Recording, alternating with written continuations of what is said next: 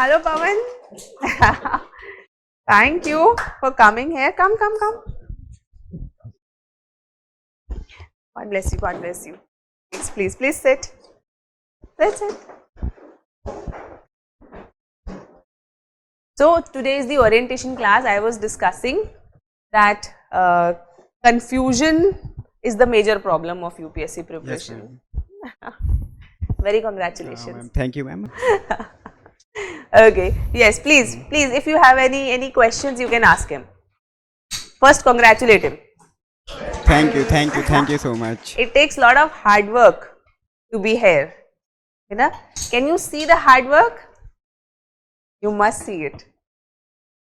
What is your approach towards newspaper? Okay, so I must say that newspaper is a must. You should read the newspaper. At least one newspaper you have to read continuously.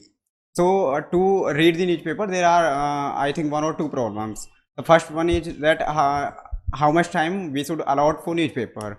So for me, I allotted at max one and a half hour. So you can allot at max one and a half hour. And then there is problem that how should we make notes or we should not make the notes. So I must say that there are some themes which get repeated in the newspapers. For example, the Russian-Ukraine war is going on for past 2 and 3 years. So you have to prepare some basics from your notes, which can be your coaching notes or your personal notes. Then you have to read the newspaper and you must add on the current affairs thing which are going on in newspaper. So you can prepare the notes, and if the current issue is related to the subject matter which you have prepared in your notes, then you should add on the current affair material in your static notes. So, and if you have any specific doubt, then you can ask.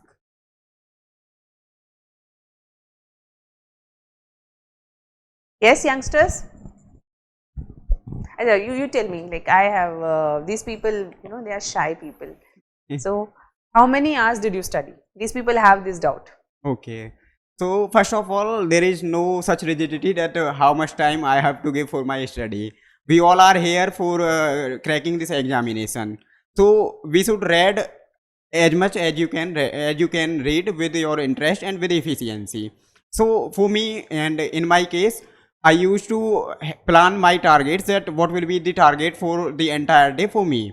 So I used to plan the topics which I have to read for the day, and reading one subject or one topic for a continuous day is a boring thing and the efficiency also got reduced as the time passed.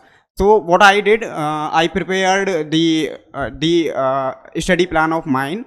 I allotted some time for optional, and then I allotted for the GS, and then I have to read the newspaper, and if time permits, then I should also prepare about the CSAT. Then I planned the topic, that which topic of optional I have to read today, and same thing I did for GS and newspaper. So whatever time it will take, I have to complete my target.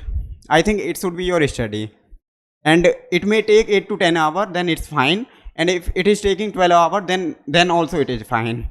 And time more than 12 hours, and if one can say that I have read more than 12 hours, I don't think that it is possible for a continuous basis.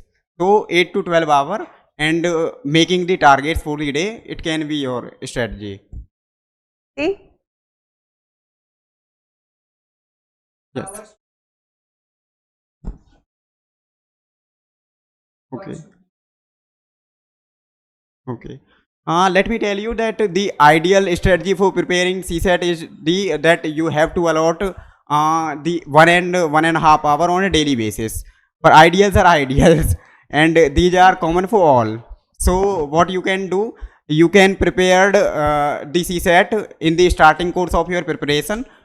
And apart from this, you should also allot the time before the prelims, the 2-3 months before the prelim. You have to dedicatedly give time for your CSAT. You can give 3 and 4 hours before the prelims. So that you can do. Done? You can ask. There is no formality. You can ask anything. Okay. Let me tell you about the, you have asked about PYQ. So I will break down the PYQ for prelims and for mains. For prelims, you have to read, at the time when prelims is approaching, you have to read about previous 5 and 6 years at max. Because the trend is changing every year, and it change at 3 to 4 years entirely.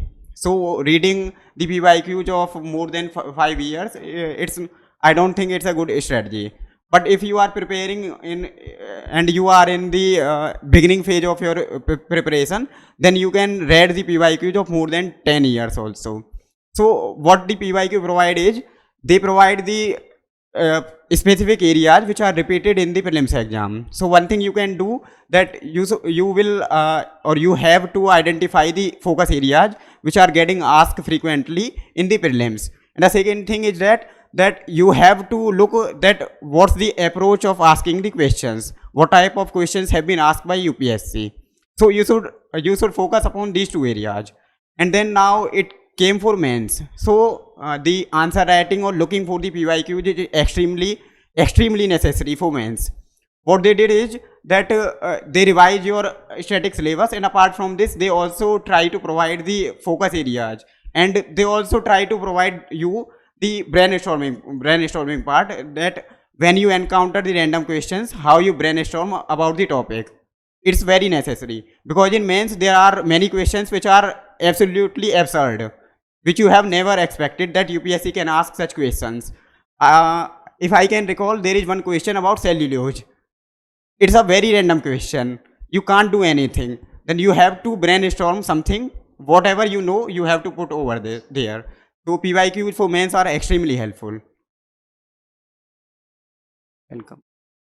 Thank you, Pawan. And oh God.